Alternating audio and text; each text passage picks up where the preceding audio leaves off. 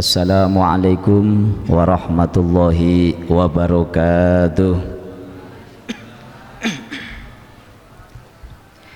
Ya Rabbi bil Mustafa balligh maqasidana waghfir lana ma madha ya wasi'al karami. Ya Rabbi bil Mustafa balligh maqasidana waghfir lana ma madha ya wasi'al karami. Huwal habibul ladzi turja syafa'atuhu likulli hauli minal ahwali muqtahimi.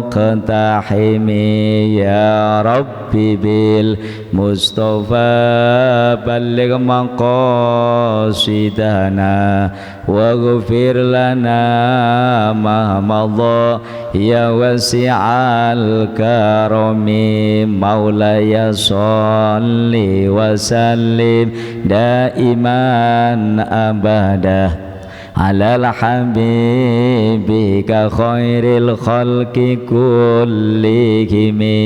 Ya Rabbi bil Mustafa balligh maqasidana waghfir lana ma madha ya wasi'al karami. Allahumma sholli wa sallim wa barik alaihi wa ala alihi.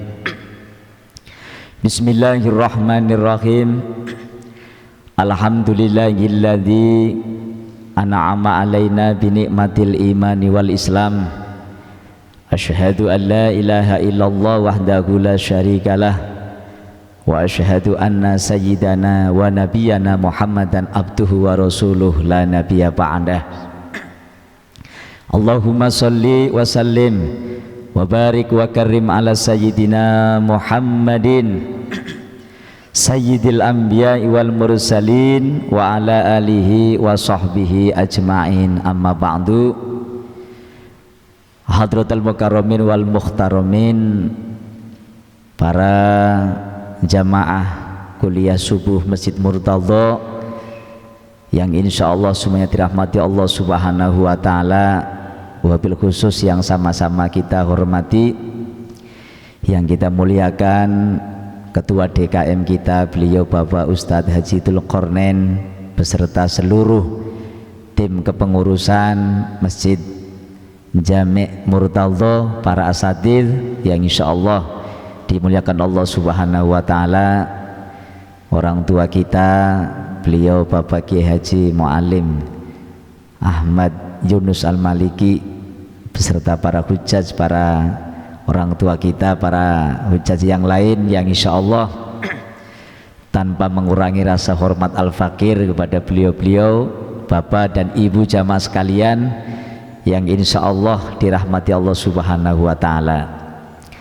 Alhamdulillah wa syukrulillah, pada pagi hari ini yang cukup cerah dan insya Allah barokah, kita masih diberikan istiqomah oleh Allah subhanahu wa ta'ala untuk menjalani ibadah kita, pengabdian kita kepada Allah, diberi kekuatan untuk bisa melaksanakan sholat berjamaah, dilanjut dengan taklim, mengkaji ilmunya Allah, sehingga mudah-mudahan kita termasuk tergolong kalimat Kanjeng Nabi yang mengatakan idza marartum biriyadil jannah farta'u, apabila kalian melewati taman surga. Jadi majelis taklim ini taman surga ya Bu? Iya Pak ya. Ini kata Kanjeng Nabi, farta'u, suruh mampir. Lalu faqalu, sahabat bertanya, ya mariyadul jannah atau maraudatul jannah ya Rasulullah, apa itu taman surga? Kata Rasul, ya majlisul ilmi, yaitu majlis ilmu. Jadi Bapak Ibu kita sekalian, ini sedang mampir, sedang duduk di taman surganya Allah subhanahu wa ta'ala. Nah, orang yang hidupnya di dunia sering mampir ke taman surga, Biasanya kalau taman ini kebanyakan di luar rumah ya Bu.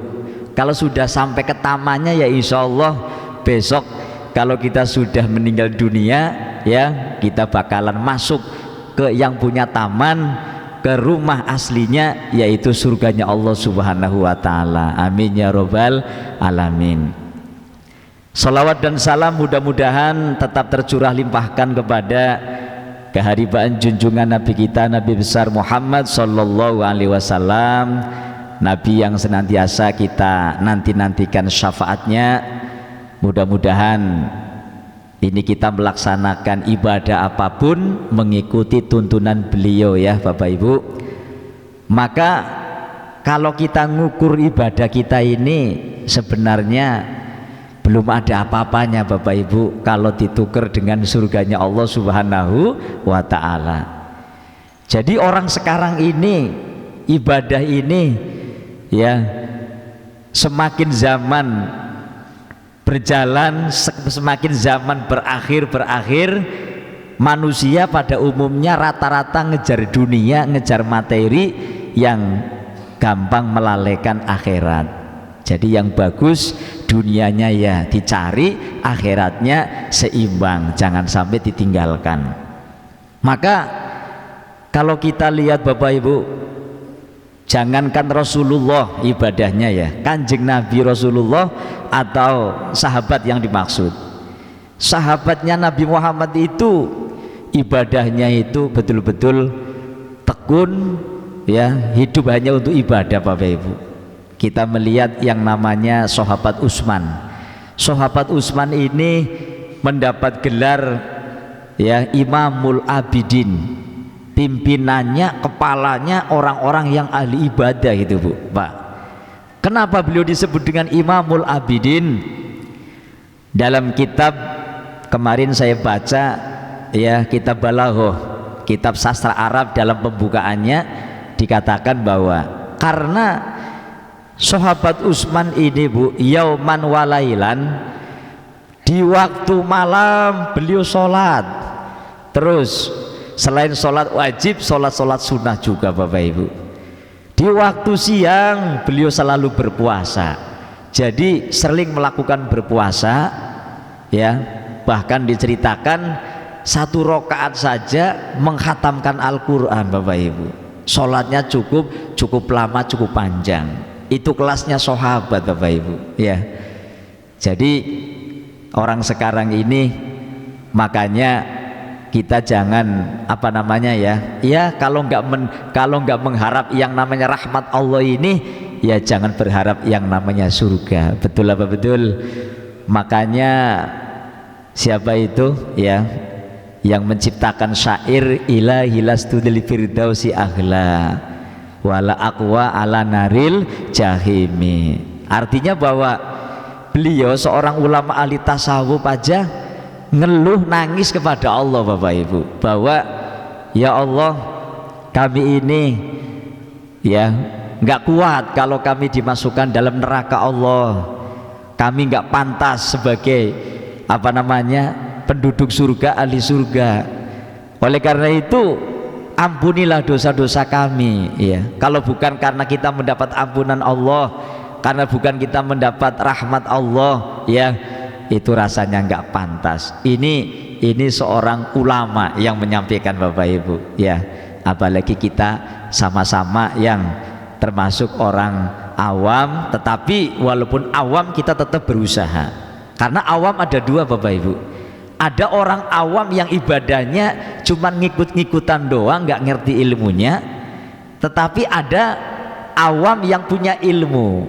Jadi kita ini bukan taklid buta, tetapi taklid yang memang ngerti pedoman-pedoman hasil ijtihad para ulama. Maka kita harus ngaji. Jadi kalau yang namanya ibadah hanya semaunya sendiri, ini bahaya. Bahkan kita mengkaji ilmu agama pun ya Bu, Pak, harus ada sanadnya. Jadi sanad itu nyambung.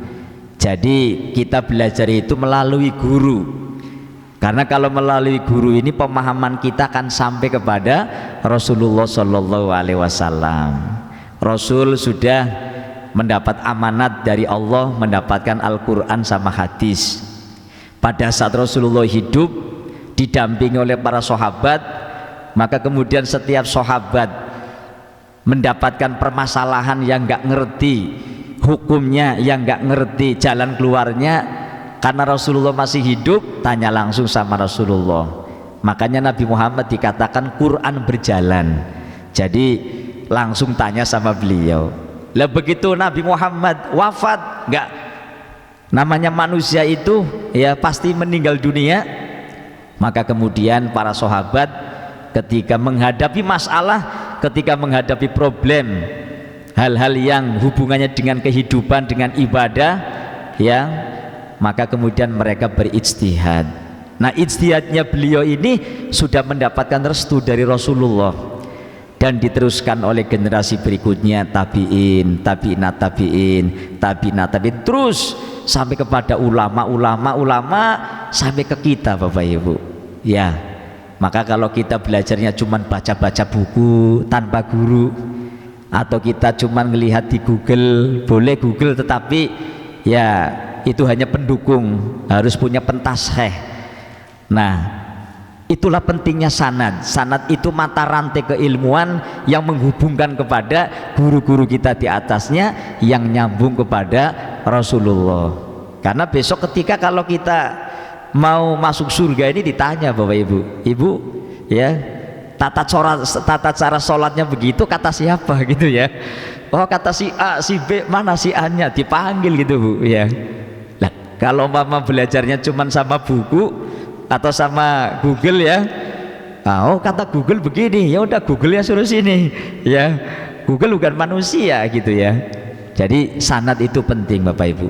Jadi dalam kajian ilmu di kalangan ulama-ulama, khususnya ahlus sunnah wal jamaah, ini ada yang disebut dengan tradisi sanad atau tradisi mata rantai. Artinya bahwa ilmu yang kita amalkan betul-betul itu adalah turunan daripada nyambung pada Rasulullah Shallallahu Alaihi Wasallam. Artinya kredibilitasnya itu terjaga.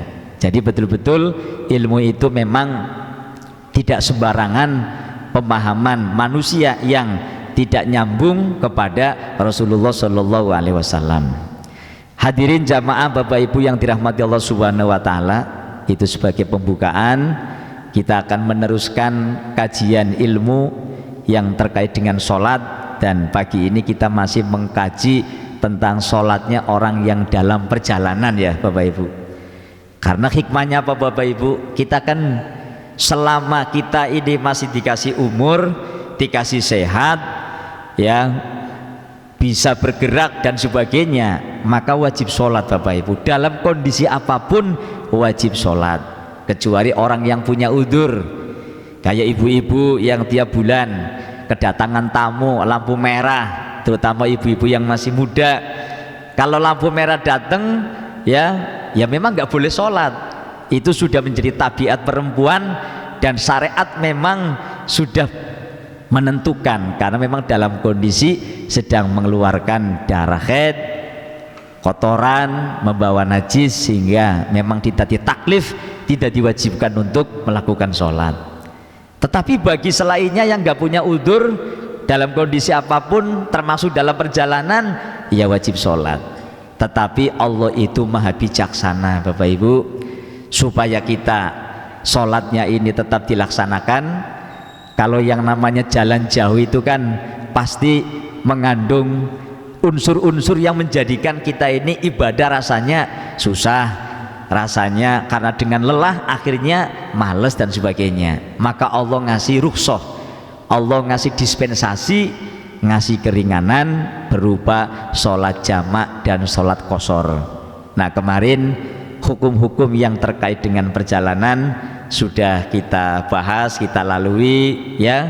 Kalau lupa ya wajar, namanya manusia ya, al insanu mal khata wa nisyan. Tapi kalau kita sering ngaji ya insya Allah ya ilmu kita terjaga, ingatan kita, hafalan kita terjaga.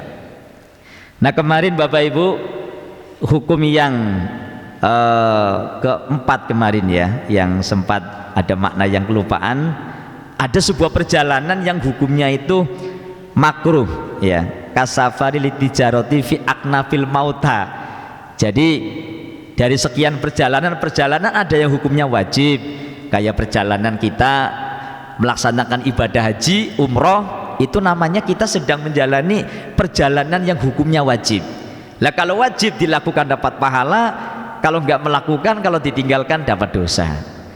Tapi ada juga perjalanan yang sunnah, seperti kita mau ziarah ke makam Nabi, ke makam para wali, ke makam para ulama, ke makam orang tua kita, itu sunnah, karena ziarahnya sunnah. Tapi ada juga ziarah yang hukumnya makruh. Contohnya kayak perjalanan dagang, ya, kain kafan untuk orang yang mati kan. Biasanya kalau orang jual kain kafan itu kan ya tersembunyi di tempat-tempat tertentu. Lah kalau ini diedarin kayak gitu, artinya kalau jual kayak begitu bukan haram perjalanannya, cuman makruh saja. Nah, ini kemarin sudah membahas tentang perjalanan-perjalanan ya dengan hukumnya. Dan yang kelima kemarin perjalanan haram, ya, kayak ibu keluar dari rumah nggak izin sama suami, Bu, ya, nyelonong aja gitu. Padahal suami biasanya kalau nggak diizinin marah gitu, Bu, nggak ridho. Maka perjalanan ibu adalah terhukumi haramun, ya, kecuali sang suami kalau kita keluar dari rumah entah belanja ke Indomaret, ke warung, ya, suami sudah no problem, udah biasalah, namanya tempat deket. Lah ini pergi ke pasar Minggu atau ke pasar Rebo, ya, atau kemana lah yang jauh, nggak ngomong sama suami, suami kedongkol, suami marah. Nah, ibu kena dosa. Makanya kalau kemana-mana harus izin dulu sama suami, ya, Bu, ya, minta ridhonya. Karena surganya ibu ini sebenarnya mudah, Bu, yang penting taat sama suami, bisa bikin gembira sama suami, ya, sholat 5 waktu dijalankan, puasa Ramadan dijalankan, insya Allah min ahlil jannah, amin ya robbal alamin. Jadi ibu ini surganya sebenarnya gampang, Bu, yang penting bisa jaga bagaimana suami tidak marah, suami nggak tersinggung, ya, menghormati suami, dan tetap melakukan ibadah-ibadah yang wajib. Hadirin Bapak Ibu yang dirahmati Allah Subhanahu wa taala, kita lanjut pembahasan daripada sholat yang berhubungan dengan perjalanan. Di dalam perjalanan yang jauh, tentunya perjalanan yang bukan pendek, ya, kemarin ulama ada yang mengatakan berapa perjalanan yang sudah dibolehkan orang itu melakukan jamak atau qashar, ya, ada berkata 83 km. Dan informasi terupdate, karena mungkin zaman sekarang perjalanan kendaraannya semakin enak, itu ada ulama yang mengatakan hampir 90 km, Bapak Ibu. Jadi ada yang mengatakan 8,88 kilo atau 89 km. Nah, itu biasanya karena melihat waqi'iyah. Waqi'iyah itu fakta yang ada, Bapak Ibu. Jadi ingat Bapak Ibu bahwa yang namanya hukum fikih itu fleksibel. Fleksibel itu nggak kaku gitu, Bapak Ibu. Makanya kalau ada seorang, maksudnya kalau ada orang Islam sudah ngerti ilmu agama tetapi kaku, jadi kalau nggak begini ya nggak boleh, kalau nggak begini ya nggak boleh. Nah, nggak bolehnya dalam hal apa dulu, ya, kan hukum itu ada yang namanya aslu, ada yang namanya far'un, furu. Kalau yang namanya aslun nggak bisa ditawar, Bu. Contoh, ya, contohnya sholat itu diwajibkan oleh Allah 5 waktu. Lah kalau ada kampung sebelah kelompok Islam yang mengatakan sholat itu sekarang sehari semalam yang wajib hanya 3 waktu, nah kita patut menolak, Bapak Ibu. Karena apa? Ini hukum qot'i, ini hukum aslu, asli, pokok. Atau mungkin ada nabi baru begitu, ya. Nah, nabi kita kan Nabi Muhammad SAW. Nah, di sana ada orang Islam ngakui bahwa ini ada nabi lagi, namanya Nabi Tugimin kayak gitu, ya. Ternyata muncul di Jasun, Jawa Sunda gitu. Lah kalau nabinya Tugimin kan sholawatannya nggak enak, ya, Bu. Nah, kalau nabinya Muhammad, Allahumma sholli ala Muhammad. Lah ini nabinya Tugimin, Allahumma sholli ala Tugimin, jelek banget gitu, ya. Nah, jadi nabi namanya tugimin ya. Padahal Nabi Muhammad itu sudah dinas sebagai nabi akhir zaman. Nah kita patut menolak ya. Jadi kalau ada hal-hal yang aslu tetapi kok beda. Lah kalau hal-hal yang sifatnya furu'iyah, cabang atau hasil ijtihadi ulama seperti tadi tentang ukuran gitu ya. Ada ulama yang mengatakan perjalanan itu boleh ya mengqashar atau menjamak sholat 82, ada yang mengatakan 83, ada yang mengatakan 89. Ya kita nggak usah berantem lah, silakan pilih yang mana kayak gitu. Atau mungkin ada yang takbirnya modelnya ya kalau kita umumnya Allah gitu, tapi ada lagi yang Allah agak diputer gitu ya. Nah itu kan furu ya. Jadi nggak usah berantem. Ya udah yang kayak gitu silahkan, yang gitu silahkan. Yang penting saling menghormati gitu. Nah jadi kalau ada perbedaan ini kita lihat dulu perbedaannya dalam hal yang aslu apa far'u, usul apa furu kayak gitu. Lah kalau sifatnya furu ya, contoh kita ini orang ahlu sunnah wal jamaah, ulama-ulama kita sudah mengajarkan kita tradisi tahlilan, maulidan, istighosah ya Bu ya. Terus apa lagi ya maulidan, istighosah, ziarah kubur. Ada yang menentang gitu ya, katanya wah ini mah nggak boleh begini-begini. Habis itu nyela, ya nggak boleh. Kan yang namanya tahlilan juga sunnah, kirim doa ya. Yang namanya ziarah juga sunnah. Tapi kalau Anda tidak sepakat dengan itu, mari kita kaji dalilnya. Bicara tentang ziarah, Rasulullah dulu ya juga sering ziarah Bapak Ibu. Haul, setahun sekali beliau mendatangi makamnya para sahabat-sahabat yang dulu gugur di medan perang. Beliau datang doain, ada hadisnya. Berarti ini bukan bid'ah, ini ajaran Rasul, cuman sunnah, bukan wajib. Ziarah ya boleh, enggak ya enggak apa-apa. Apakah Anda enggak kasihan sama keluarganya yang enggak didoain gitu ya? Tahlil ya, kamu enggak niat tahlil ya enggak apa-apa. Yang penting jangan jelek-jelekin orang yang tahlilan gitu. Wong itu juga ada dasarnya kan gitu. Jadi beda boleh, tapi jangan menyalahkan orang lain. Lah kalau kita suruh nyalin orang lain, emang surga milik kita sendiri apa ya? Gitu Bu. Jadi saling menghormati. Jalan untuk meraih surga itu kan banyak jalannya ya Bu. Ya ada ya kita umpama orang dari mana-mana mau ke Jakarta ya. Kalau yang dari Bandung ke Jakarta mungkin bisa lewat Sukabumi atau bisa muter lewat Banten gitu ya. Atau mungkin bisa muter dulu lewat Jawa gitu. Nah yang penting saling menghormati. Tapi setelah kita saling menghormati ya mengkaji ilmu. Kalau kita sudah mengaji ilmu, tahu perbedaan. Oh ini yang pokok, ini yang cabang. Jadi kalau ada perbedaan dalam hal cabang, nggak usah berantem. Wong ulama saja berbeda pendapat nggak berantem Bapak Ibu ya. Imam Syafi'i sebagai mujtahid yang cukup muda ya, lebih tua daripada Imam Hanafi yang tidak mensyariatkan atau tidak menetapkan kunut. Tapi Imam Syafi'i ini, kita kan kunut nih kalau subuh, kita pengikut madhab Syafi'i Bapak Ibu. Kalau subuhan kunut ya, karena ulama-ulama kita rata-rata yang ngikuti Syafi'i ya, untuk Indonesia lebih tepat. Nah kita ngikut yang kunut.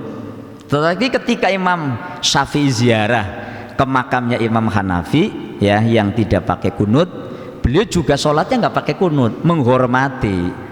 Karena tahu yang namanya kunut itu bukan wajib, sunnah. Cuman bagi kita kan walaupun sunnah kalau ditinggalkan rugi ya Bu ya. Orang nggak beli kok dapat pahala gitu kan. Dalilnya pun ada, hanya memang sunnah kayak gitu. Tetapi ya kalau yang nggak kunut nggak usah jelek-jelekin yang nggak kunut, ya kan? Itu. Nah orang Islam yang baik adalah orang yang lisannya selalu bisa membuat senang orang lain. Tapi kalau dikit-dikit jelekin, dikit-dikit nyalahin, emang Anda paling benar sendiri apa ya? Gitu ya. Karena kebenaran mutlak itu hanya punya Allah Subhanahu wa Ta'ala. Hadirin Bapak Ibu yang dirahmati Allah Subhanahu wa Ta'ala, kita masuk pada bab qashar. Ya, tadi saya bicara perbedaan karena tadi ya ukuran. Jadi ada ulama yang mengatakan boleh qasar atau jamak ya kalau sudah 83 km atau 82, dan informasi terbaru ada lagi hasil ijtihadnya itu 89 km baru boleh. Nah ini mungkin melihat sekarang ini perjalanan lebih mudah kan, kalau kita 83 km, maaf kalau pakai bis biasa, kalau kita perjalanan ke Jawa Tengah ini biasanya Jakarta Indramayu itu sudah boleh qasar Bapak Ibu, karena sudah ngelewatin 82 83. Lah sementara kendaraannya kan beda. Lah kalau pakai motornya motor tua, jamnya bisa beda kan Bapak Ibu. Kalau motor tua mungkin bisa sampai 10 jam. Lah kalau yang mobilnya bagus bisa 4 jam, apalagi ada tol begitu ya. Nah makanya ada juga ulama yang berpendapat ditambah lagi gitu. Nah tapi dengan perbedaan gitu kita juga nggak usah berantem, silahkan ikut yang mana, wong itu hasil ijtihad ya. Kecuali kalau sudah Tuhannya beda, nah baru nabinya beda, baru kan gitu. Sholatnya yang kita 5 dia mengatakan 2, baru itu bukan golongan kita, umpamanya begitu. Hadirin jamaah sekalian yang dirahmati Allah Subhanahu wa taala, qasrus sholati qala ta'ala, mengqasar salat ini merupakan berlandaskan kepada firman Allah Subhanahu wa taala yang mengatakan wa idza darabtum fil ardi falaisa alaikum junahun an taqsuru minas shalah, surat An-Nisa 101. Ini yang kalau diterjemahkan wa idza darabtum fil ardi, Bu, Pak, jika kalian melakukan perjalanan di bumi. Kata-kata doroba ini secara lughah maknanya memukul. Jadi biasa doroba memukul Pak Kiai ya. Tapi memang bahasa Arab ini unik Bapak Ibu. Ada yang satu kata memiliki beberapa makna. Namanya lafadz istirok.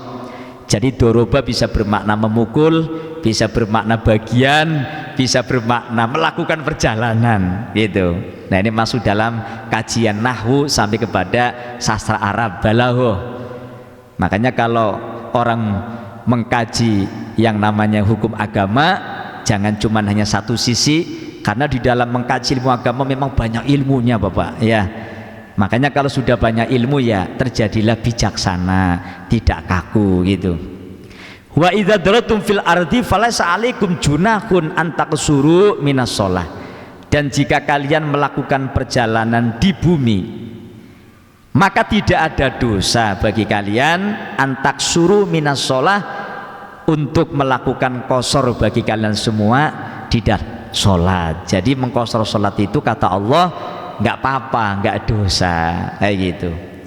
Malah dalam hadis mengatakan bahwa pada dasarnya sholat itu awalnya cuma 2 rakaat Bapak Ibu, kemudian berkembanglah ada hadis lagi menjadi 4 rakaat. Nah kita kembali kita bahas ini. Jadi yang namanya mengqasar sholat itu ya langsung dasarnya dari Al-Quran, itu tidak berdosa. Tidak berdosa berarti yang nggak apa-apa. Nah lanjutannya ayyuhuma afdolu al-qasru amil itmam.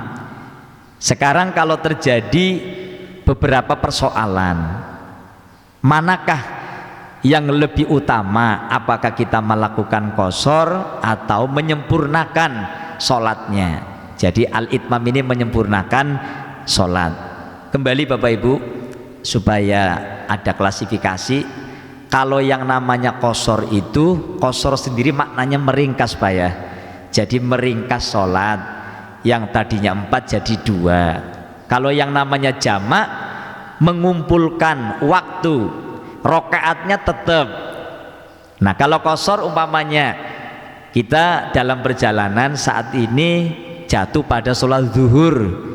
Nah sholat zuhur 4 rakaat, berhubung kita dibolehkan oleh syariat mengerjakan rukhsah qasar, boleh kita ngerjain hanya 2 rakaat. Enggak jamak juga enggak apa-apa Pak gitu. Jadi langsung kita zuhur usolli fardhu yang biasanya arba'a rakaatin ya Bu, niatnya ganti usolli fardhu dhuhri rakaataini qasron lillahi ta'ala. Cuman 2 gitu Bu. Tapi yang boleh itu kan sholat yang 4 rakaat, zuhur, kemudian asar, kemudian isya. Jadi nggak harus jamak qasar. Sebaliknya kalau hanya menjamak saja ya nggak apa-apa, duhur sama asar dijamak, umpama jamak takdim, berarti sholat asar ditarik waktunya ke duhur, kita ngerjain hanya di waktu duhur, duhurnya 4 rakaat, asar juga tetap 4 rakaat. Ini karena tidak ada pengkosoran, tidak ada peringkasan rakaat. Nah ini yang kita kaji adalah meringkas sholat, berarti belum membahas jamak ya Bu ya, baru meringkas. Yang kita bahas berarti hanya duhur, asar, isya. Nah sekarang tentang hukum afdol atau tidak afdol gitu Bu. Afdol itu artinya utama, tidak afdol berarti tidak utama. Berarti di sini tidak ada hukum haram, cuman utama atau tidak utama, lebih bagus apa nggak begitu bagus, atau nggak biasa-biasa saja begitu. Nah, ayyuhuma afdolu, manakah yang lebih afdol, al-qasru awil itmam, mengqasar salat atau menyempurnakan rakaat salat. Al-qasru afdolu fi arba'i halatin, mengqasar salat Bapak Ibu itu hukumnya lebih utama dalam kejadian 4 hal. Nah 4 hal itu apa saja? Yang pertama, idza balaghat masafatus safari salasu marohila, ketika perjalanan ini mencapai 3 marhalah. 3 marhalah itu berapa Bapak Ibu? Ternyata 123 km takriban ya, kira-kira 123 km. Kalau 2 marhalah, atau sebenarnya kan boleh melakukan qasar dan jamak kalau sudah 83 km, itu namanya 2 marhalah. Nah kalau 3 marhalah itu 123 km takriban, kira-kira gitu. Itu pun ulama masih menggunakan kata-kata takriban, perkiraan gitu. Jadi gua harus diukur banget sekian pas gitu ya. Nah gitu, namanya kan hasil ijtihad kayak gitu. Iya. Nah kalau kita melakukan perjalanan Bapak Ibu, ya kan kita nggak mungkin dalam setiap sholat ini mungkin bawa kilometer atau selalu ngelihat itu di tol ada kilometer, kan enggak ya kan. Oh ini sudah ngelewatin gitu. Lah kalau kira-kira kita sudah melewati 123 km Bapak Ibu ya, maka yang lebih afdol adalah qasar kayak gitu.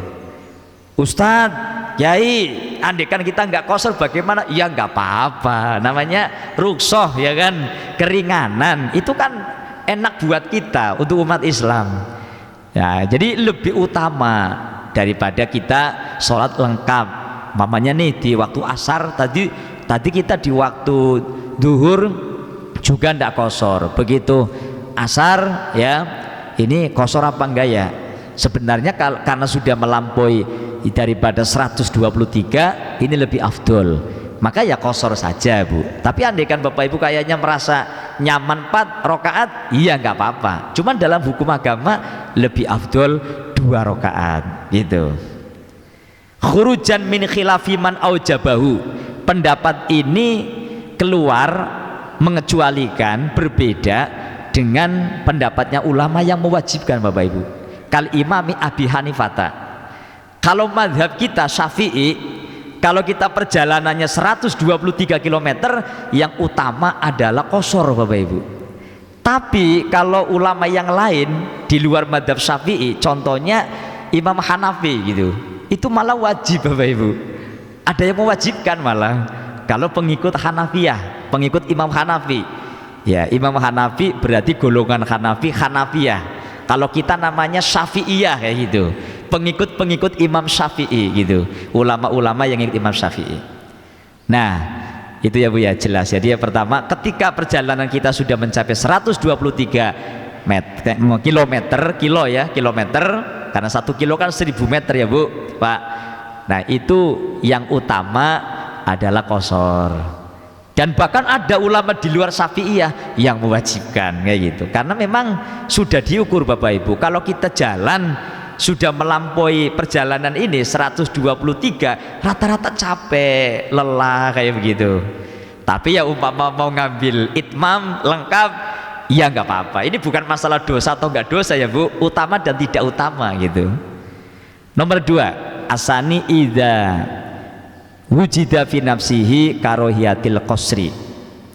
Kalau seseorang idza wajada fi nafsihi, kalau dalam hatinya itu ya merasa bahwa yang namanya qasar ini apa namanya sebagai apa itu kebutuhan ya, dalam arti kata orang memang ya tadi karena dengan perjalanan panjang kemudian lesu dan sebagainya, maka ketika hati sudah mulai seperti itu maka lebih baik kita ngambil qasar. Itu yang kedua. Yang ketiga Bapak Ibu, idza syakka fi dalil jawazil qasri. Kalau kita ragu-ragu dengan dalil dibolehkannya qasar, ini boleh apa enggak ya gitu, tapi kok sepertinya sudah boleh kayak gitu. Nah kalau kita masih ragu-ragu tentang dalil atau bukti diperbolehkannya qasar ya, tapi kita memang nyatanya sudah melewati, hanya kita ragu-ragu, ya kita lakukan saja. Lebih utama kita mengambil qasar.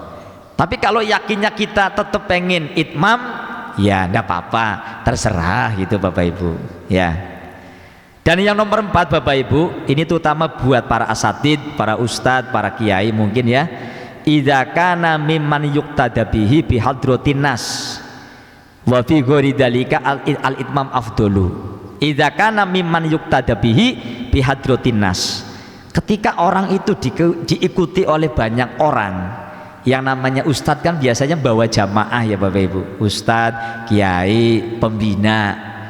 Lah kalau perjalanannya sudah mencapai ya istilahnya apa, dalam arti dia jalan dengan rombongan, entah itu ziarah Wali Songo, ziarah wali-wali Banten, atau mungkin perjalanan lain lah ya yang dibolehkan qasar. Dia statusnya sebagai orang yang diikuti jamaah gitu. Nah perjalanan cukup panjang, maka kebijakan yang terbaik bagi seorang pemimpin rombongan itu adalah ngambil qasar. Karena siapa tahu di antara jamaah kita ada yang udah kecapean, ada yang lelah, supaya hatinya nggak grundel, ya ambil saja apa namanya qasar gitu Bapak Ibu ya. Ya kecuali mungkin jamaahnya betul-betul mintanya itmam semua gitu ya, lengkap semua rakaatnya 4, itu beda lagi. Nah cuman kadang ini kenapa fikih berbicara begini, kan kita nggak ngerti hatinya orang gitu. Kadang-kadang mulutnya ngomong A tapi sebenarnya dia B atau C, hanya saja ndak enak mau ngomong kayak gitu. Makanya idza kana mimman yuqtada bihi bi hadratin nas, ketika orang itu dijadikan panutan oleh banyak orang ya, maka ketika dalam perjalanan yang dibolehkan melakukan qasar, maka sebaiknya dia itu mengambil qasar seperti itu. Dan itu lebih afdol ya Bapak Ibu ya. Kalau kita melihat orang yang betul-betul capek ya memang sangat terasa Bapak Ibu ya. Tapi kalau orang yang, kan orang beda-beda Bapak Ibu, tapi fikih kan ngukurnya umum Bapak Ibu.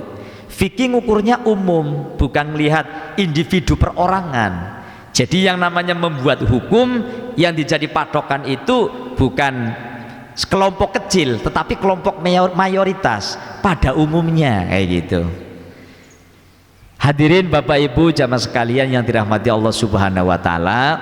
Nah, itu tadi permasalahan tentang pilihan apakah sebaiknya qasar atau tidak, afdol atau enggak afdol. Kita masuk pembahasan berikutnya Bapak Ibu, melanjutkan daripada syarat-syaratnya sholat qasar Bapak Ibu.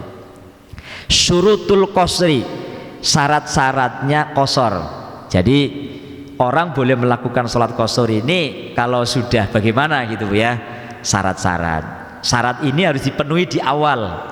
Kan ada syarat, ada syarat, ada rukun, ada mubtilat Bu. Jadi setiap ibadah yang kita lakukan Bu, baik itu bab sholat, bab puasa, bab haji, bab umroh, bab zakat, dan bab-bab yang lain, itu pasti Bapak Ibu Ada yang namanya rukun, ada yang namanya syarat, ada yang namanya mubtilat yang membatalkan. Contoh bab nikah, ya, apa itu syarat-syaratnya nikah? Kan ada 5, Bu. Dalam mazhab Syafi'i syaratnya nikah itu ada 5 kan, Bu. Pertama ada akad ijab kabul, harus ada ijab kabul, transaksi, ya. Yang kedua harus ada pengantin laki.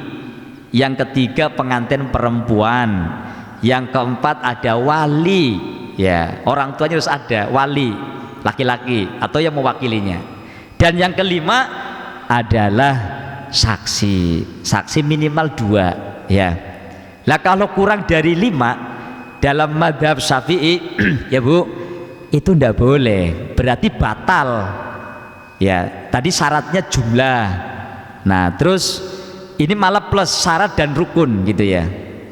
Nanti perkembangannya syaratnya tadi kayak apa namanya, mubtilatnya ini ketika kurang dari itu, ya. Tapi ada mazhab lain yang tidak mensyaratkan 5, Bapak Ibu. Nah ini di luar mazhab Ahlus Sunnah wal Jamaah. Kalau Ahlus Sunnah wal Jamaah mengakui, atau siapa sih kelompok Ahlus Sunnah wal Jamaah? Kadang ada orang belum tahu, Bapak Ibu, takrif definisi Ahlus Sunnah wal Jamaah. Saya pernah nanya, apa itu Ahlus Sunnah wal Jamaah? Oh, orang yang suka jamaah di masjid ya gitu ya. Bukan, Bu, ya. Jadi Ahlus Sunnah wal Jamaah itu ahlun itu artinya golongan, pengikut. Ya kita ini Bapak Ibu namanya ahlun. Sunnah itu artinya ajaran Nabi, ya. Ahlus sunnah, ajaran Nabi. Nabi mengajarkan apa saja. Nabi mengajarkan Al-Quran, Nabi mengajarkan hadis, Nabi kemudian mengajarkan yang namanya istihad dan macam-macam. Lah siapakah jamaah, Bu? Jamaah itu bukan sembahyang jamaah. Jamaah itu bukan sholat jamaah. Yang namanya jamaah adalah pengikut Nabi gitu. Siapa pengikut Nabi itu? Awalan pengikut Nabi adalah sahabat. Ya, jadi kalau kita mengaku sebagai orang Ahlus Sunnah wal Jamaah, berarti di dalam amaliyah kita bukan hanya mengikuti Nabi, tapi sebelum kita naik ke tangga Kanjeng Nabi, naik dulu ke tangganya orang-orang di bawahnya Nabi. Ya kita kan zamannya jauh dari Kanjeng Nabi, Bu, ya. Nabi hidup di berapa 1500 tahun yang lalu, ya. Nabi Muhammad itu hidupnya itu 1500 tahun yang lalu, Bapak Ibu. Berarti 15 abad. Lah kita kan hidup di zaman sekarang.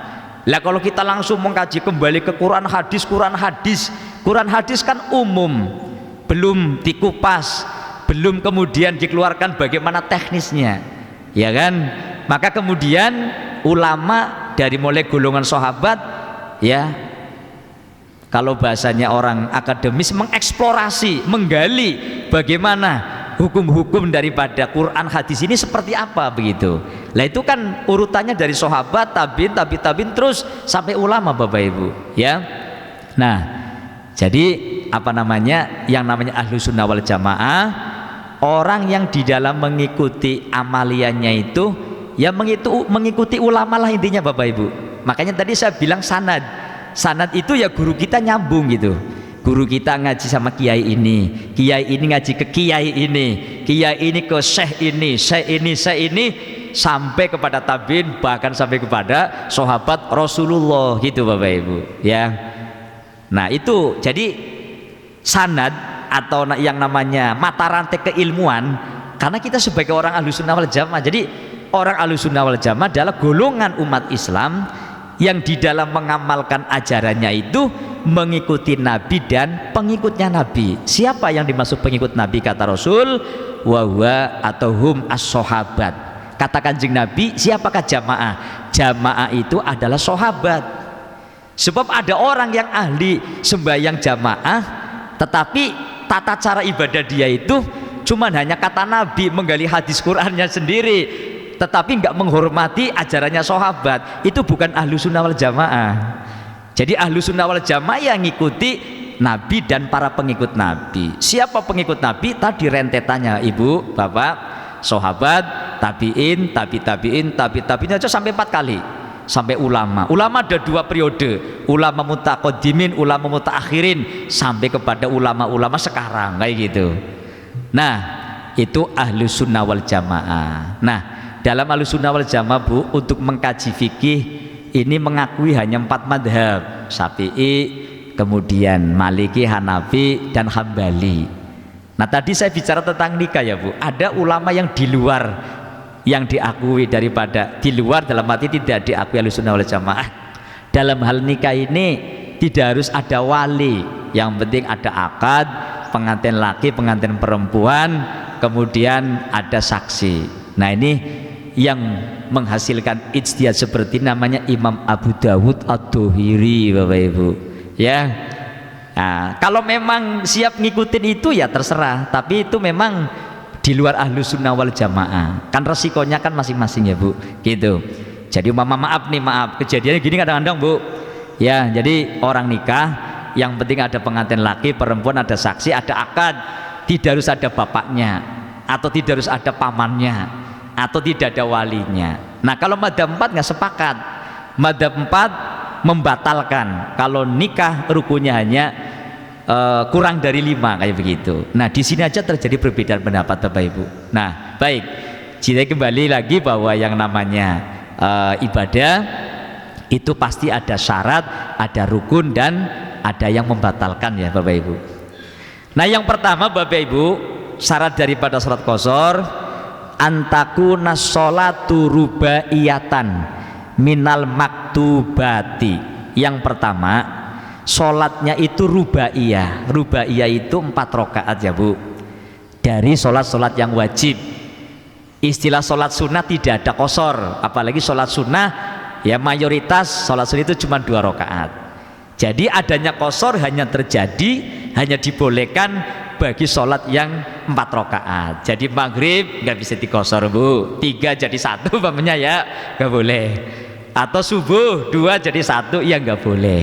Karena syaratnya antakuna sholatu rubaiyatan minal maktubati, adanya sholat itu rubaiyah dari sholat-sholat yang wajib. Wahia, apa itu sholat maktubah? Az-zuhru, sholat duhur, wal asru, dan asar, wal isya'u, dan sholat isya. Itu ya Bu. Ini kalau ngajinya nahwu shorof bisa lama lagi Bu ya. Kok ini dibacanya antakuna bukan takunu? Oh, ada an, namanya amil nawasim ya Bu ya. As-sholatu kok dibacanya tuh, kenapa Pak? Oh, dia jadi fa'il ya, fa'ilnya antakuna, takunu gitu Bu ya. Ini kalau dipreteli kata Pak Ahmad bisa sampai jam 12 siang Bu. Ini kajiannya nahwu beda lagi ya. Terus rubaiyatan, kok bacanya rubaiyatan Pak Ustadz, bukan rubaiyatin atau rubaiyatun? Nah, ini namanya jadi khobar, khobarnya takunu, karena takunu ini karena yakunu kaunan, punya amal tangsibul isma wa tarfaul khobar. Tarfaul isma wa tangsibul khobar, merofakan fa'il, menasobkan khobar ya. Jadi seperti itu Bu. Makanya kalau ngaji kitab kuning kudu ngaji nahwu dan shorof ya. Kalau nggak ngaji nahwu shorof ya bacaannya rusak. Kayak ibu bapak ngaji Quran, ngaji Al-Quran nggak belajar tajwid ya rusak bacaannya ya. Nah, di sini kita karena ngajinya fikih ya, yang penting matengannya ya Bu, artinya kan pemahamannya. Kalau tadi nih yang perlu belajar nahwu shorof ini yang muda-muda. Kan kalau muda-muda ini kan bisa menjadi calon mubalik, calon ustadz, calon kiai ya Bu. Kalau yang sudah sepuh-sepuh, sudah bapak ibu ini ya yang penting pemahamannya dan amalnya itu. Makanya kalau masih muda-muda ini sayang Bapak Ibu, Pak Putri, putra putri Bapak Ibu, belajar nahwu shorof bahasa Arab biar bisa mengetahui hukum agama Islam sedalam-dalamnya kayak gitu. Nah, adanya di mana kalau begitu? Rata-rata di pesantren ya Bu Pak. Kalau di masjid-masjid taklim memang jarang. Jadi adanya itu di pondok pesantren. Wahya az-zuhru wal asru wal isya'u. Nah, ini wahya juga jadi mubtada ya. Ini wahya ini rofaknya muqaddar namanya. Jadi nggak pakai harokat domah tetapi disimpan. Wah, ini kalau bahas ini lama Bu ya. Az-zuhru wal asru wal isya'u jadi khobar.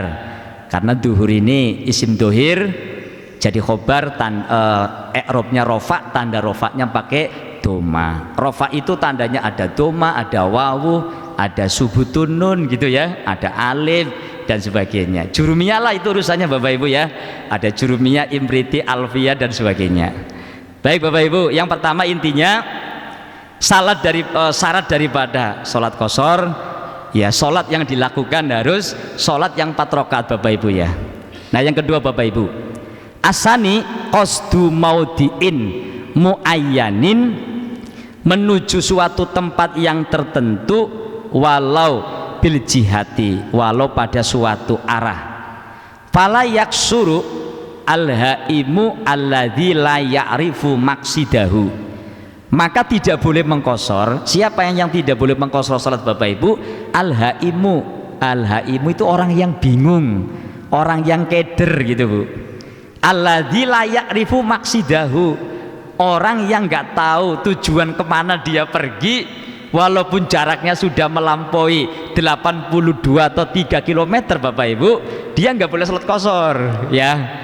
Contohnya kayak orang minggat, orang bingung Bu ya, orang keluar dari rumah nggak ngerti tujuannya, pokoknya mau kemana aja ya, seenaknya kaki gitu Bu, itu nggak boleh mengqashar sholat. Lah ini keterangannya ya. Jadi qasdu maudiin muayyanin walau bil jihah. Jadi yang namanya mengqashar sholat itu bahwa kita perginya jelas, ada tujuan yang dituju begitu Bapak Ibu ya. Lah kalau nggak ada yang dituju, cuman seenaknya kaki kita mau jalan kemana Bapak Ibu ya, walaupun jaraknya sudah jauh lebih dari yang diatur oleh syariat, malah fala yaksuru. Contohnya al-haim. Al-haim ini orang yang bingung, yang nggak punya tujuan kayak gitu ya, entah itu orang minggat, entah orang gila gitu ya. Apalagi gila, kalau gila mah nggak ngelihat jalan aja nggak wajib sholat ya Bu. Makanya kalau pengen pensiun sholat ya jadi orang gila katanya Bu ya. Naudzubillahi min dzalik. Nah orang gila ini ya surganya nggak jelas Bu ya, nggak ke surga nggak neraka, bingung dia ya. Ya, yang kedua itu Bapak Ibu ya. Jadi perjalanannya jelas gitu. Yang nomor 3, asalisu ayyakuna safaruhu mubahan. Jadi perjalanannya itu adalah perjalanan yang dibolehkan oleh syariat Bapak Ibu.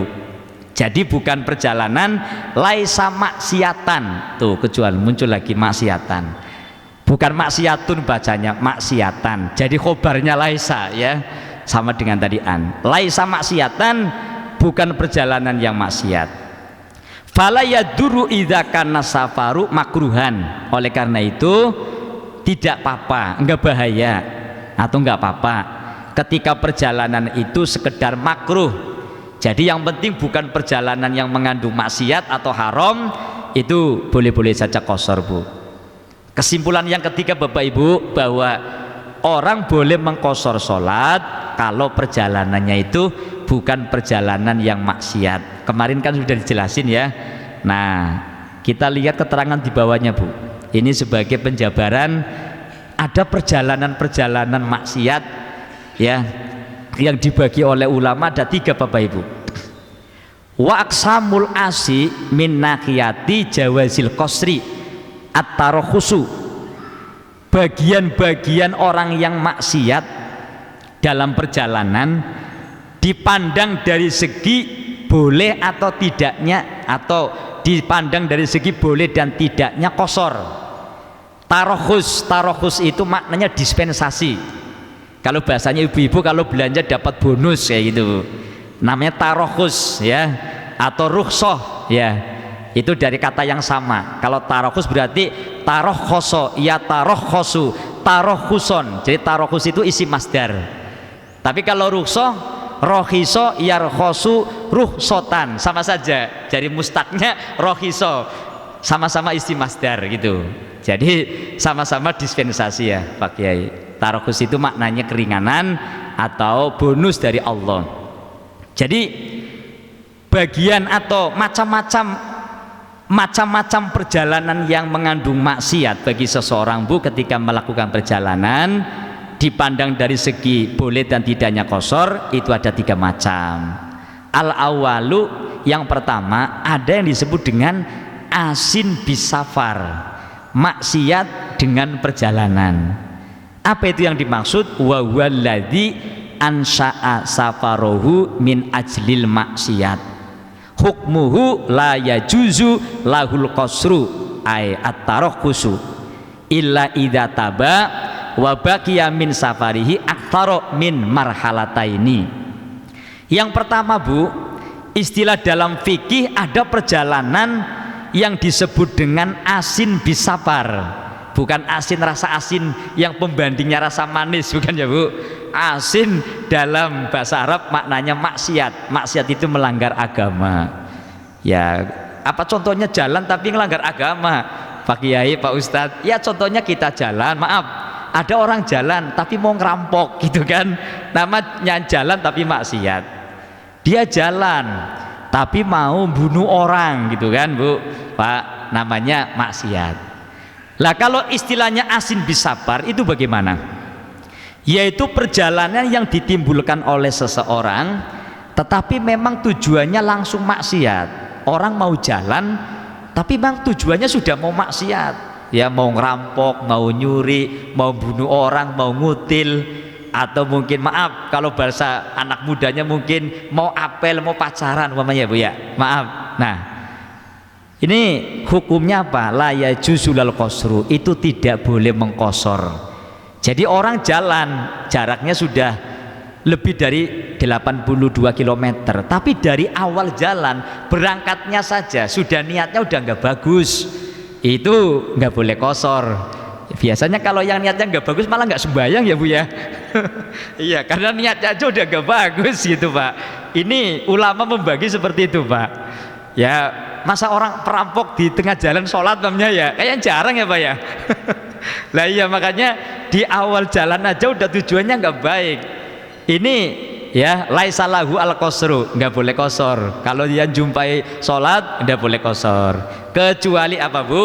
Idza taba wa baqiya min safarihi aktsaru min marhalataini. Kecuali di tengah-tengah jalan ya perjalanannya masih jauh ya, lebih daripada 2 marhalah, itu tobat. Umpamanya dari Jakarta ke Surabaya kan cukup jauh ya, belum 2 marhalah ya niatnya berubah, masa niatnya saya begini ya, yang tadinya niatnya mau ngerampok dirubah jadi silaturahmi gitu Bu. Nah baru kalau tobat perjalanan masih jauh maka boleh dia itu ketika menjumpai sholat 4 rakaat perjalanan sudah memenuhi ukuran maka boleh kosor. Ini yang pertama Bapak Ibu. Yang kedua Bapak Ibu, ada istilah asin fisafar. Kalau tadi asin bisafar pakai ba ya, pakai huruf jerba. Kalau yang kedua asin fisafar pakai fi begitu ya. Nah, apa itu definisi asin fisafar? Wa huwallazi ansha'a safaruhu fi mubahin walakinnahu asofi asnaihi hukmuhu yajuzu lahu al qasru. Orang Bapak Ibu pada saat dia mau berangkat jalan itu niatnya baik-baik saja, perjalanannya perjalanan yang mubah Bapak Ibu ya, mungkin mau dagang atau mau ziarah atau mau silaturahim, di tengah-tengah perjalanan niatnya berubah Bu, pengen ngelakonin maksiat kayak gitu. Nah ketika dia itu berubah di tengah-tengah jalan, kan tadi niatnya sudah baik.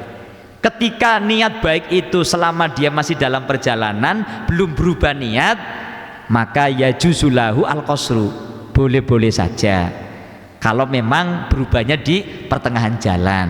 Nah ini saya nggak bahas masalah maksiatnya boleh atau enggaknya ya, namanya maksiat jelas nggak boleh Bapak Ibu. Kita membahas apakah boleh kosor atau tidak. Jadi pada saat jalan niatnya baik, jalan yang mubah, yang boleh ya, tapi kok di tengah-tengah punya niatan nggak baik kayak gitu. Nah itu boleh-boleh saja dia soal kosor. Yang ketiga Bapak Ibu, asin bisafar fisafar, dobelannya ya, asin bisafar fisafar. Apa itu definisinya, pengertiannya? Wa huwallazi ansha'a safaruhu fi mubahin summa qalabahu wa ja'alahu lil maksiyati fi safarihi. Kalau ini begini Bu, sebenarnya ketika mau jalan itu niatnya baik, perjalanan yang mubah, entah mau jualan, mau kerja, mau silaturahim atau yang lain. Ternyata begitu mau jalan ya berubah niat. Wah, ngapain saya cuma silaturahim? Ya kalau bisa saya di sana ya malah ngerampok dan sebagainya. Maaf nih, contoh-contoh yang nggak baik gitu Bu. Jadi dari perjalanan yang tadinya baik dirubah, ya niatnya itu menjadi niat yang tidak baik. Nah, ketika berubah di pertengahan jalan, ya hukmuhu la yajuzu al-qasru, dia nggak boleh qasar illa idza taba fayaksuru sawaun abaqiya min safarihi aktsara min marhalateni am aqalla. Ini karena tadi niatnya baik, kemudian di tengah perjalanan dirubah menjadi nggak baik, maka dia pun masih bisa. Apakah perjalanannya masih jauh atau tidak? Karena di awalnya memang niatnya baik, ketika dia menjumpai yang namanya sholat 4 rakaat, ya itu boleh-boleh saja melakukan qasar di dalam sholat Bapak Ibu. Nah itu pembagian macam-macamnya maksiat dalam perjalanan Bapak Ibu. Ya perjalanan kan macam-macam ya Bu. Ya orang kan tujuannya macam-macam. Tadi udah dijelasin, ada perjalanan yang hukumnya wajib, sunnah, mubah, makruh dan sebagainya. Nomor 4 Bapak Ibu, ar-rabi'u, syarat daripada apa namanya qasar salat kaunus safari li ghurdin sahihin katijaroti. Ya ini sebenarnya turunan daripada, maksudnya keterangan turunan dari syarat yang besar. Adanya perjalanan itu karena li ghurdin sahihin, tujuan yang benar Bapak Ibu. Katijaroti contohnya seperti berdagang, dia jalan mau bisnis, mau jalan, mau nyari duit. Kharaja bihi idza kana li ghairi ghurdin sahihin kasiyahati li ru'yati biladin wa tanazzuhi biduni niyatin sholihatin. Kalau tujuannya baik Bu, kayak tadi mau dagang, mau silaturahmi, ya mau ziarah, mau nagih utang namanya ya, itu perjalanan-perjalanan yang dibolehkan. Tapi kalau perjalanannya cuman mau jalan, apalagi tanazuh itu bertamasya Bu, jalan-jalan, piknik kayak gitu ya. Nah kalau piknik boleh mengqasar dan menjamak sholat Pak, tapi asal niatnya baik. Tapi kalau biduni niyatin sholihatin, kalau niatnya itu udah baik Pak, ya itu layak suruh, nggak boleh qasar.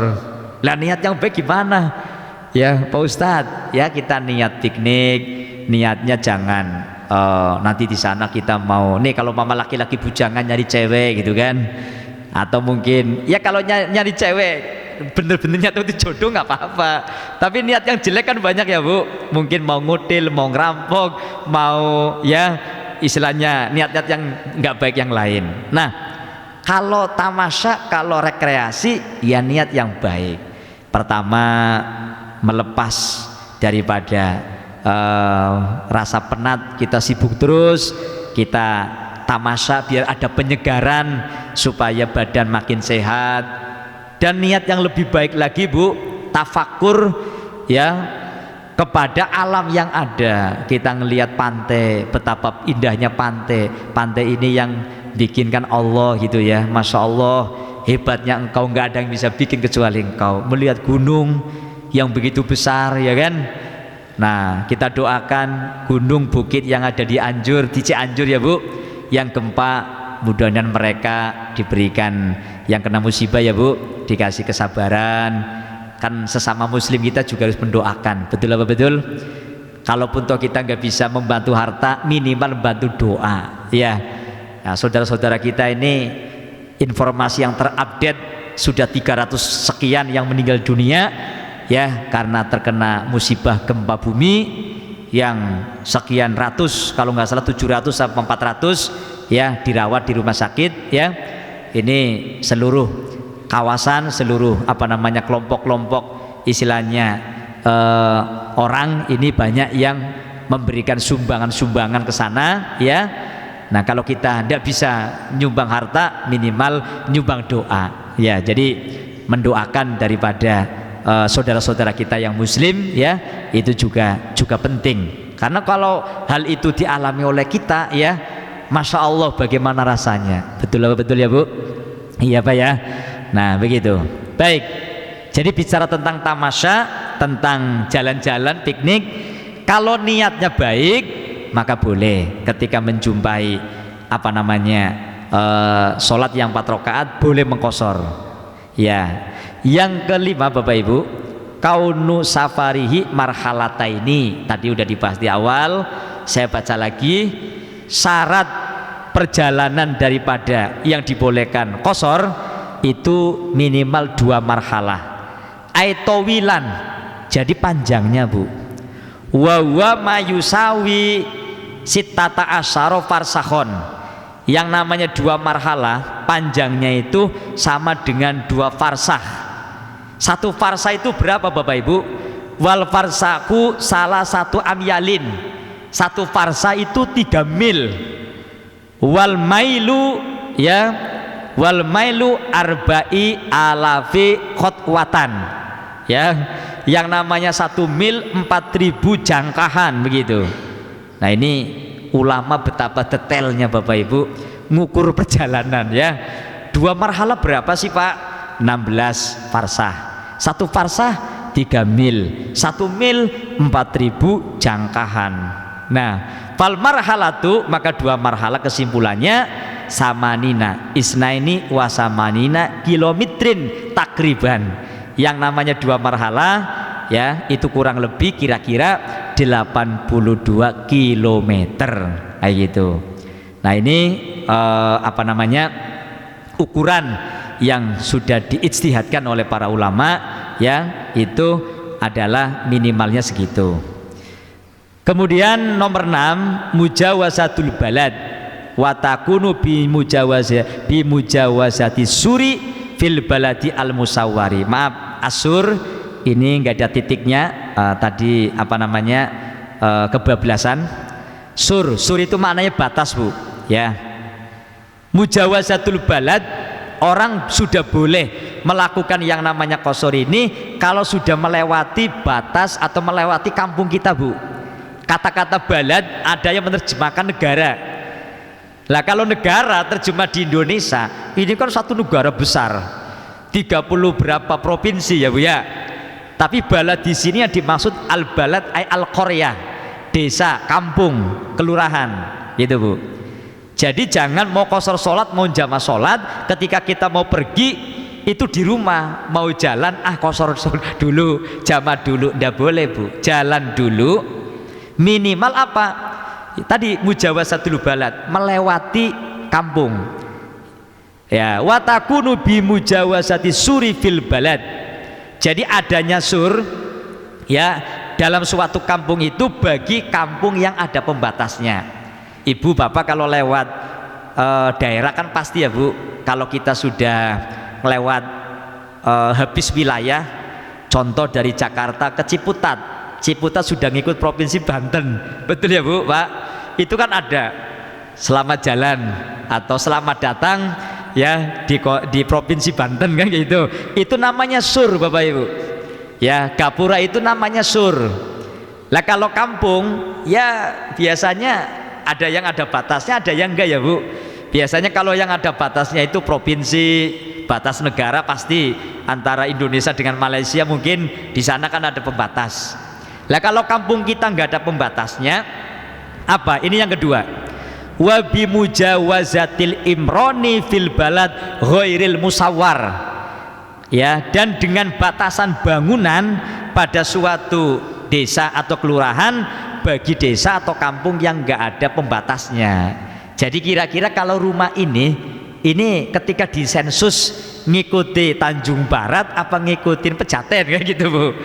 Nah kalau nggak pakai gapura ya bangunan. Nah baru kalau kita sudah melewati bangunan itu berarti kita sudah ngelewatin kampung Tanjung Barat.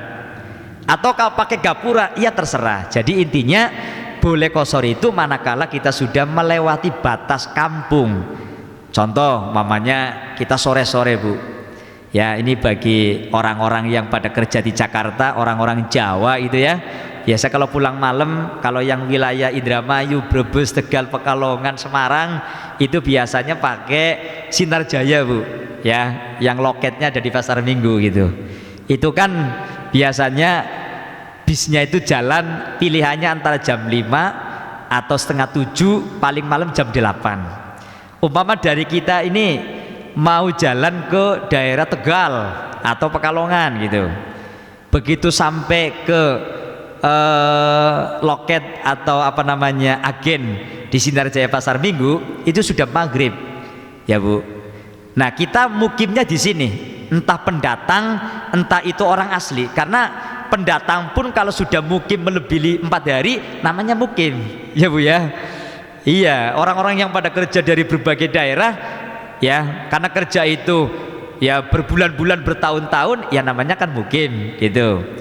Nah kalau yang namanya safar perjalanan selama 4 hari ini belum berhenti, belum mukim, yaitu namanya atau mungkin lebih dari itu tapi masih jalan kayak gitu. Kalau sudah berhenti di kampung tertentu lebih dari 4 hari ya sudah namanya mukimin.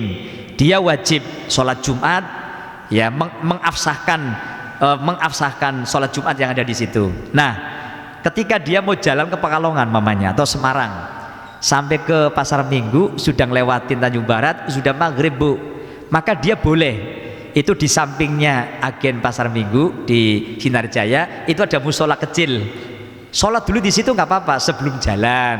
Berarti maghrib sama isya di jamak takdim plus qashar umpamanya, maghribnya 3 isyanya 4, itu boleh jamak takdim sebelum bis jalan. Kadang-kadang kalau nggak tahu itu jatinya kan ada yang kodok, ada yang macam-macam gitu Bu. Atau kalau maghrib di situ nggak sholat boleh, begitu maghrib beli tiket setengah 7 bis jalan belum sempat sholat maghrib, maka begitu bis jalan kan kita belum maghriban nih Bu Bapak. Nah begitu nanti masuk isya, biasanya perjalanan Pasar Minggu isyanya itu biasanya di Kerawang mamanya ya, di Kerawang adzan isya. Maka orang yang jalan ini dari Jakarta ke Semarang atau Pekalongan atau mungkin Brebes Tegal, maka di Kerawang begitu adzan isya niat jamak takhir Bu. Jadi niat jamak takhir itu walaupun toh nanti di sholat tetap diniatkan, tapi dalam perjalanan di mana sholat itu waktunya masuk Bapak Ibu, itu kita niat dalam hati ya kan. Kalau bahasa Indonesianya ya saya niat sholat maghrib dan isya di jamak takhir nanti di mana? Biasanya kalau Sinar Jaya yang saya tahu, karena dulu saya sering naik Sinar Jaya, itu di Indramayu pasti berhenti di rumah makan. Di situ kan ada musola, ada tempat sholat. Setengah jam kita kejar dulu waktu sholat jamak takhir. Takutnya nanti sampai ke Pekalongan atau ke Semarang sudah subuh, berarti kan kita kelewatan maghrib, kelewatan isya. Itu Bapak Ibu ya. Nah baik. Jadi tadi ya Bu, jamak qashar ya, lewatin dulu kampungnya baru boleh. Terserah nanti mau di mana diatur ya di tempat sholat. Baik, kita insya Allah sampai jam 6 ya Bu Pak, 1 menit lagi. Nomor 7, ala ilmu ya bijawazil qasri. Maaf ada ketikan yang salah, jawaz bukan jawar. Al ilmu bijawazil qasri syar'an. Falau ro'a'an nasu yaksuruna qasron, ada alifnya ini, maaf kurangan alif, ma'ahum jahilan bijawazil qasri falatasihu sholatuhu. Yang ketujuh Bapak Ibu, yang namanya sholat qashar ini dibolehkan bagi seseorang harus ngerti tata caranya ya. Maksudnya kalau yang namanya ibadah kan harus pakai ilmu Bapak Ibu. Jadi ibadah tanpa ilmu maka batal. Contoh nih, faloro'a an-nasu yaksuruna qasran ma'ahum jahilan bijawazil qasri falatasihu sholatuhu. Kalau ada orang gini Bu, kita ini lagi dalam perjalanan jauh boleh mengqashar. Begitu kita sholat di masjid atau di musola dalam perjalanan, di situ kan ada orang-orang yang mukim, orang-orang yang nggak jalan kemana-mana, dia lagi sholat biasa, kita ngikut jadi makmum. Dan kita nggak tahu hukumnya karena nggak mau belajar gitu ya. Maka apa Bapak Ibu? Falatasihu sholatuhu, sholat kita nggak sah gitu. Karena dia kan mukim, kita ini orang perjalanan. Kalau mau jamaah ya qasar sesama qasar atau jamak qasar, jangan nyampur gitu. Itu ya Bu ya. Jadi makanya harus ngerti ilmunya. Segala sesuatu saya kira Bapak Ibu, baik urusan sholat, urusan puasa, zakat dan segala macam, kalau yang namanya ibadah harus bil ilmi, harus menggunakan ilmu. Nah, sampai di sini dulu karena syaratnya masih banyak. Mungkin sampai jam 6 ya Pak Ustadz Ali ya. Kita sampaikan ke Pak Ustadz Ali, barangkali ada pertanyaan, silakan. Baik Bapak Ibu sekalian, apakah ada yang mau bertanya? Iya, kaum ibu atau kaum bapak, silakan. Tidak ada Pak Ustadz, cukup. Ya Alhamdulillah, mudah-mudahan paham semua ya Bu. Insya Allah sih ilmu ini sudah paham untuk Bapak Ibu, sudah biasa ngaji. Ini dices lagi ya Bu ya, pemanasan, karena manusia kan tempatnya lupa ya Bu. Nah, lebih enak lagi kalau ibu bawa tulisan ya, bawa kitab lebih enak lagi, bawa tulisan. Jadi kalau lupa bisa diingat. Alhamdulillah Bapak Ibu yang dirahmati Allah Subhanahu wa taala, kajian kita sudah selesai insyaallah. Yang akan datang nanti kita lanjut pada bab berikutnya. Ini untuk yang ke-8, 9, 10 ya insyaallah akan kita bahas pada pertemuan akan datang. Mudah-mudahan ilmu yang kita kaji Allah jadikan ilmu yang bermanfaat, ilmu yang barokah ya Bu. Karena apapun yang kita lakukan, kajian ilmu apapun, pada dasarnya kita ingin mencari keridhaan Allah Subhanahu wa taala. Ya, hidup di dunia Allah berikan kehidupan yang barokah, yang bermanfaat ya, diberikan keselamatan sehingga kita nanti ya di alam akhirat nanti Allah berikan tempat yang paling mulia, yaitu surganya Allah Subhanahu wa taala, dan hidup di dunia senantiasa menjadi hidup yang berkah. Amin amin ya rabbal alamin. Mari kita doa. Al-Fatihah. A'udzubillahi minasyaitonir rajim. Bismillahirrahmanirrahim. Alhamdulillahirabbil alamin arrahmanir rahim maliki yaumiddin. Iyyaka na'budu wa iyyaka nasta'in. Ihdinas siratal mustaqim. Shiratal ladzina an'amta 'alaihim ghairil maghdubi 'alaihim waladdallin amin. Wa'fu anna ya karim wa'fu anna ya rahim irhamna bi rahmatikal wasi'ah. Allahumma bihaqqil Fatihah wa bisirril Fatihah wa bi karamatil Fatihah wa bi mu'jizatil Fatihah. Allahumma barik lana fi ta'limina wa barik lana li ulumina wa barik lana li majlisina wa barik lana li auladina wa barik lana li abaina wa li ummahatina. Barik lana ya Allah li umrina wa li arzaqina, barik lana li dzurriyyatina. Allahumma ya Allah, Allahumma ja'al jam'ana jam'an marhuma wa ja'al tafarruqana tafarruqan ma'suma bi rahmatika ya arhamar rahimin. Da'wahum biya subhanakallahumma wa tahiyyatuhum fiha salam wa akhiru da'wahum anil hamdulillahi rabbil alamin. Wallahul muwaffiq ila aqwamit thoriq. Wassalamualaikum warahmatullahi wabarakatuh.